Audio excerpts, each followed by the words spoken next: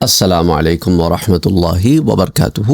سورہ الکہف کی تفسیر کے ضمن میں نے آپ سے یہ واقعہ شیئر کیا تھا جو کئی کتب میں آتا ہے۔ حضرت عبداللہ ابن عباس سے ایک روایت آتی ہے کہ حضرت معاویہ رضی اللہ تعالی عنہ نے چند آدمیوں کو بھیجا تھا ایک غار کی طرف کہ یہ اصحاب کہف کا غار ہوگا، لیکن وہ لوگ وہاں سے پھر منہ پھیر کر بھاگ کھڑے ہوئے تھے اور ایک ہیبت کا منظر ان کے اوپر طاری ہو گیا تھا۔ اور پھر حضرت عبداللہ ابن عباس نے، جنہوں نے انیشلی منع کیا تھا ایسا کرنے سے، انہوں نے پھر اصحاب کہف کے بارے میں ایک روایت بیان کی کہ وہ ایک ایسے ملک میں رہتے تھے جہاں پر ایک جابر بادشاہ تھا جو بتوں کی پوجا کیا کرتا تھا اور لوگوں کو بھی اسی طرح فورس کیا کرتا تھا۔ تو کچھ نوجوان تھے جو اس چیز سے ایگری نہیں کرتے تھے اور ان کے دل میں اللہ نے ہدایت ڈال دی تھی۔ وہ آہستہ آہستہ کر کے ایک جگہ جمع ہوئے اور وہ پھر بادشاہ کے پاس سے جب ان کی ایک جمعیت بن گئی اور یہ بات عام ہو گئی تو اور ان پر زمین تنگ ہو گئی تو وہ وہاں سے چلے گئے۔ جب وہ وہاں سے نکلے تو اس کے بعد بادشاہ نے ایک تانبے کی تختی منگوائی اور اس میں ان نوجوانوں کے نام لکھ کر اپنی الماری میں رکھ لیے۔ اور یہی اللہ سبحانہ و تعالیٰ نے جو ارشاد فرمایا، ام حسبت ان اصحاب الکہف والرقیم، رقیم سے مراد وہ تختی ہے جس پر ان کے نام لکھے گئے تھے۔ بہرحال وہ نوجوان چلتے چلتے غار میں داخل ہو گئے۔ اللہ نے ان کے کان غار میں کچھ سننے سے بند کر دیے، اور اگر سورج بھی ان پر طلوع ہوتا تو ان پر دھوپ نہیں پڑتی، وہ انہیں جلاتا نہیں۔ وہ کروٹیں بدلتے رہے کہ زمین ان کے جسموں کو نہ کھا جائے۔ پھر اللہ سبحانہ و تعالیٰ کا ارشاد ہوتا ہے، وَتَرَى الشَّمْسَ، تو دیکھے گا کہ سورج کو جب وہ ابھرتا ہے تو وہ ہٹ کر گزرتا ہے۔ یعنی اس میں ایک بہت بڑا نکتہ ہے کہ یہ نہیں کہ ان کے غار کی پلیسمنٹ ایسی تھی کہ سورج کی شعاعیں نہیں پہنچتی تھی۔ اللہ نے غار کو یہاں پر آبجیکٹ نہیں بنایا، یہاں سورج کو آبجیکٹ بنایا ہے کہ سورج جب ابھرتا تھا تو وہ ہٹ کر گزرتا تھا۔ اللہ اکبر! یعنی اللہ نے سورج کو حکم دیا تھا، غار کو نہیں، پہاڑ کو نہیں۔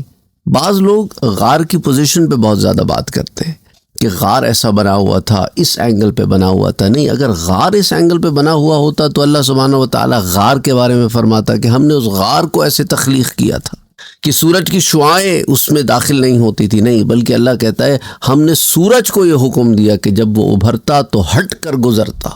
بہرحال پھر وہ بادشاہ چلا گیا، ایک اور آیا، پھر ایک اور آیا۔ بہرحال ایونچولی اللہ سبحانہ و تعالیٰ نے اس قوم کو ہدایت دی، لوگوں میں عدل عام ہوا، ہدایت کی طرف آئے۔ اور پھر وہ ایک مسئلہ جس کے بارے میں نے آپ کو بتایا تھا کہ قوم جو ہے وہ دو گروہوں میں بٹ گئی تھی، اور وہ دو گروہ کیا تھے؟ ایک آخرت میں یہ ایمان رکھتے تھے کہ ہم سے روحوں کے ساتھ اٹھائے جائیں گے، اور ایک یہ تھے جو کہتے تھے کہ آخرت میں روح جسم کے اٹھائے جائیں گے۔ جو روح جسم کے نہ اٹھنے کے قائل تھے، جو کہتے تھے کہ صرف روح اٹھے گی، ان کا یہ تھا کہ جسم تو ختم ہو گیا، اور ختم جسم پھر کیسے تخلیق ہوگا؟ تو اس وقت اللہ سبحانہ و تعالیٰ نے ان لوگوں کو اٹھایا، اور آپس میں ان کی ایک گفت و شنید ہوئی۔ اٹھنے کے بعد قال قائل منہم کم لبثتم، ایک شخص نے کہا کتنی مدت ٹھہرے رہے؟ تو پھر ایک اور شخص نے کہا کہ اتنا اتنا، کرتے کرتے ایونچولی سیٹ کہ اللہ ہی بہتر جانتا ہے، ابھی کھانے کا انتظام کر لیتے ہیں۔ پھر ایک شخص کو شہر بھیجا، جو بڑی تفصیل سے میں نے آپ کو بتایا تھا۔ پھر وہ ایک نان بائی کے پاس گیا اور پھر وہاں درہم کا مسئلہ چلا۔ اچھا، اس روایت میں ایک اور ڈیٹیلز آتی ہیں، ایک اور ڈیٹیل آتی ہے، وہ یہ آتی ہے کہ جب اس شخص نے نان بائی کو درہم پھینکا تو ان کے جو جراحم تھے، جو ان کے درہم تھے، وہ اونٹنی کے بچے کی شکل کے بنے ہوئے تھے۔ تو جو نان لگانے والا تھا اس نے درہم کو عجیب خیال کیا اور پوچھا یہ درہم کہاں سے ملا ہے؟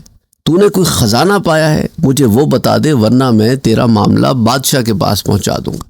کیونکہ دیکھیں، again you have to understand, یہ عدل و انصاف کا ایک معاشرہ قائم ہو چکا تھا جہاں پہ سچ کو اور حق کو چھپایا نہیں بلکہ عیاں کیا جاتا تھا، اور جھوٹ کو برداشت نہیں کیا جاتا تھا، اور چوری چکاری کے معاملے نہیں تھے۔ یہ ہدایت یافتہ معاشرہ تھا۔ تو اس لیے ان کی اس بات کو اس نے یہ نہیں کہا کہ مجھے بتاؤ، اس نے کہا یہ بادشاہ تک ہم معاملہ لے جائیں گے، پھر تم جانو اور بادشاہ جانے، یا تو تم بتا دو۔ تو بہرحال بات بڑھ گئی، لوگ جمع ہو گئے، ان کا معاملہ ایک عالم کے پاس لے گئے۔ اس نے ان سے پوچھا تو اس نے وہی جواب دیا، لیکن کوئی پہچان نہ ہو سکی۔ تو امیر نے کہا میرے پاس ایک تختی ہے، وہ لے آؤ۔ اس نے اپنے ساتھیوں کے نام بتائے تو اس تختی پر لکھے ہوئے تھے، جیسا میں نے آپ کو کل والی روایت میں بھی بتایا تھا۔ تو پھر اس نے لوگوں سے کہا کہ اللہ نے تمہارے بھائیوں پر رہنمائی کی ہے۔ وہ تمام سوار ہو کر چل پڑے حتیٰ کہ غار تک پہنچ گئے، اور جب غار کے قریب گئے تو نوجوان کہنے لگا کہ ایسا کرو، تم لوگ تو یہاں ٹھہر جاؤ، میں آگے جاتا ہوں، کہیں ان لوگوں کو کوئی تکلیف نہ ہو یہ سمجھ کے کہ کہیں وہ دھر لیے جائیں گے۔ اچھا، امام عبد الرزاق اور ابن ابی حاتم نے حضرت اکرمہ سے یہ روایت نقل کی ہے کہ اصحاب کہف بادشاہوں کے بیٹے تھے یا رائل فیملیز میں سے تھے، تو اسی لیے بادشاہوں کے بیٹے کہہ دیا گیا۔ یہ نہیں کہ مختلف بادشاہوں کے بیٹے تھے، رائل فیملی سے تعلق رکھتے تھے۔ اللہ نے انہیں اسلام کی دولت سے نوازا تھا، بس انہوں نے اپنے دین کے ساتھ پناہ لی، وہ لوگوں سے جدا ہو گئے حتیٰ کہ وہ ایک غار میں پہنچ گئے۔ اور پھر وہی معاملہ جو میں نے آپ سے پہلے بیان کیا، اس روایت میں بھی یہی الفاظ آتے۔ اور پھر قوم کا وہ مسئلہ جو ایمان لانے کے بعد قوم میں پیدا ہوا تھا کہ روح اور جسم دونوں اٹھائے جائیں گے یا صرف روح اٹھائی جائے گی، کیونکہ جسم تو مٹی ہو گئے ہیں۔ تو اس اختلاف کا جو مسئلہ چلا تو بادشاہ جو ہے وہ بڑا پریشان ہوا، اور اس نے اللہ سے دعا کی کہ اے میرے رب، ان لوگوں کا اختلاف تو دیکھ رہا ہے، ان کے لیے کوئی نشانی بھیج دے جو ان کے اس اختلاف کو ختم کر دے۔ تو بس اللہ نے ان کے لیے اصحاب کہف کو اٹھایا، اور پھر وہ معاملہ ویسی جیسا میں نے آپ سے ذکر کیا۔ اور اسی سے ملتی جلتی روایت امام ابن المنذر اور ابن ابی حاتم نے حضرت مجاہد رحمۃ اللہ علیہ سے بھی ذکر کی ہے۔ اچھا، اس روایت میں کچھ ایسی چیزیں ہیں جو ذرا سی مختلف ہیں۔ جب معاملہ بادشاہ کے پاس پہنچا تو بادشاہ نے کہا کہ تم اپنا نام بتاؤ۔ جب انہوں نے اپنا نام بتایا اور اپنے بارے میں کچھ انفارمیشن دی تو بادشاہ نے کہا کہ معلوم یہ ہوتا ہے کہ یہ نوجوان ان افراد میں سے ہے جو دقیوس بادشاہ کے عہد میں نکل گئے تھے، اور میں اللہ سے دعا کیا کرتا تھا کہ وہ مجھے ان نوجوانوں کی زیارت کرائے اور مجھے ان کی جگہ کا علم عطا فرمائے۔ تو بادشاہ نے اس شہر کے بزرگ لوگوں کو بلایا، تو ان میں سے ایک شخص کے پاس نوجوانوں کے نام اور نسب لکھے ہوئے تھے۔ تو بادشاہ نے ان سے وہ نام اور نسب پوچھے تو انہوں نے بتا دیے۔ پھر نوجوان کے ساتھ چلے تاکہ اپنے ساتھیوں پر ان کی رہنمائی کرے۔ تو جب وہ غار کے قریب پہنچے تو غار میں موجود نوجوانوں نے لوگوں کی آواز اور آہٹ سنی اور کہا لوگ آ رہے ہیں اور ہمارے ساتھی کو شاید پکڑ لیا گیا ہے۔ وہ نوجوان ایک دوسرے کے گلے ملے اور ایک دوسرے کو اپنے دین پر پختہ رہنے کی وصیت کرنے لگے۔ تو جب وہ نوجوان جو شہر گیا تھا غار کے قریب پہنچا تو لوگوں نے اسے چھوڑ دیا۔ جب وہ اپنے ساتھیوں کے پاس پہنچا اور ساری بات اس نے بتائی تو خیر بہرحال آگے واقعہ وہی ہے جو میں نے آپ سے پہلے ذکر کیا تھا۔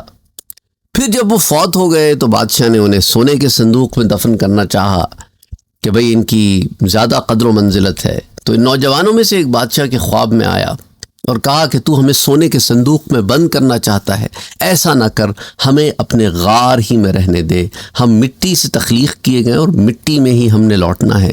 پس بادشاہ نے ان کو غار میں ہی رہنے دیا۔ تو اللہ فرماتا ہے آیہ نمبر 13 میں کہ ہم ان کا واقعہ آپ کو حق کے ساتھ بیان فرماتے ہیں۔ نحن نقص علیک نبأہم بالحق انہم فتیۃ آمنوا بربہم وزدناہم ہدیٰ۔ بے شک یہ چند نوجوان تھے جو اپنے رب پر ایمان لائے تھے اور ہم نے ان کو مزید ہدایت عطا فرمائی تھی، یا مزید ہدایتی یافتہ فرمایا تھا۔ چونکہ اس سے پہلے ان کے غار میں قیام کی مدت کے متعلق دو گروہوں کا، دو جماعتوں کے مختلف اقوال تھے، تو اس سے معلوم ہوا کہ لوگوں کو ان کے متعلق کچھ نہ کچھ علم تھا، اس لیے اللہ نے فرمایا ہم آپ کو ان کا قصہ حق کے ساتھ بیان فرماتے ہیں۔ پھر ان کے متعلق فرمایا کہ وہ چند نوجوان تھے جو از خود ایمان لے آئے تھے، یعنی اللہ نے ان کے دلوں میں کسی واسطے کے بغیر ایمان ڈال دیا تھا۔ اب اس آیت میں جو ایک ورڈ ہے فتیہ، آیت نمبر 13 میں اللہ فرماتا ہے کہ انہم فتیۃ۔ اب فتیہ جو ہے وہ اس کا جو سنگولر ہے وہ فتی ہے، اور فتی کے جو معنی ہے وہ ہے تازہ نوجوان لڑکا یا لڑکی۔ المفردات جلد نمبر 2 صفحہ 682۔ علامہ قرطبی جو متوفی ہیں 668 ہجری کے، الجامع لاحکام القرآن میں لکھتے ہیں جلد 10 صفحہ 327 پر کہ اہل زبان نے کہا ہے کہ فتوت کی بلندی ایمان ہے، اور جنید بغدادی نے کہا ہے کہ بھلائی کو خرچ کرنا اور برائی سے اپنے آپ کو روکنا اور شکایت کو ترک کرنا فتوت ہے، یعنی مردانگی ہے۔ اور ایک قول یہ ہے کہ حرام چیزوں کو ترک کرنا اور نیکی میں جلدی کرنا یہ فتوت ہے۔ تو اگلی آیہ مبارکہ میں اللہ سبحانہ و تعالی ارشاد فرماتا ہے آیہ نمبر 14 میں کہ وَرَبَطْنَا عَلَى قُلُوبِهِمْ إِذْ قَامُوا فَقَالُوا رَبُّنَا رَبُّ السَّمَاوَاتِ وَالْأَرْضِ لَن نَّدْعُوَ مِن دُونِهِ إِلَٰهًا لَّقَدْ قُلْنَا إِذًا شَطَطًا۔ اور ہم نے ان کے دل مضبوط کر دیے تھے جب وہ بادشاہ وقت کے سامنے کھڑے ہوئے، سو انہوں نے کہا کہ ہمارا رب آسمانوں اور زمینوں کا رب ہے، ہم اس کے سوا کسی اور کی عبادت نہیں کریں گے، ورنہ اس وقت ہماری بات حق سے بہت دور ہوگی۔ تو ربطنا علی قلوبہم، اس کا معنی یہ ہے کہ ظالم بادشاہ کے سامنے کلمہ حق کہنے کے لیے ہم نے ان کو جرت اور ہمت عطا کی تھی۔ شططا کا معنی یہ ہے حد سے تجاوز کرنا، حق سے دور ہونا۔ تو جب وہ کھڑے ہوئے تو انہوں نے جو کہا، اس کی تفسیر میں مختلف اقوال ہیں۔ ایک قول یہ آتا ہے کہ جس وقت وہ کافر بادشاہ کے سامنے کھڑے ہوئے اور اس مقام پر ان کے اندر جرت اور ہمت کی ضرورت تھی، کیونکہ انہوں نے بادشاہ کے دین کی مخالفت کی تھی اور اللہ کے مقابلے میں بادشاہ کی ہیبت کی پرواہ نہیں کی تھی۔ ایک قول یہ بھی آتا ہے وہ اس شہر کے سرداروں کے بیٹے تھے، وہ اس شہر سے نکلے اور اتفاقاً ایک جگہ کھڑے ہو کر جمع ہو گئے۔ جو ان میں سے سب سے بڑی عمر کا تھا، اس نے کہا کہ میں اپنے دل میں یہ بات پاتا ہوں کہ میرا رب وہ ہے جو آسمانوں اور زمینوں کا رب ہے۔ باقی جوانوں نے کہا ہم بھی اپنے دلوں میں یہی بات پاتے ہیں۔ پھر وہ سب کھڑے ہو گئے اور انہوں نے کہا کہ ہمارا رب آسمانوں اور زمینوں کا رب ہے، ہم اس کے سوا کسی کی عبادت نہیں کریں گے۔ اگر ہم ایسا کریں تو ہم حق بات سے بہت دور ہوں گے، یعنی اگر ہم نے اللہ کے سوا کسی اور کی عبادت کی تو ہمارا یہ اقدام ظالمانہ ہوگا۔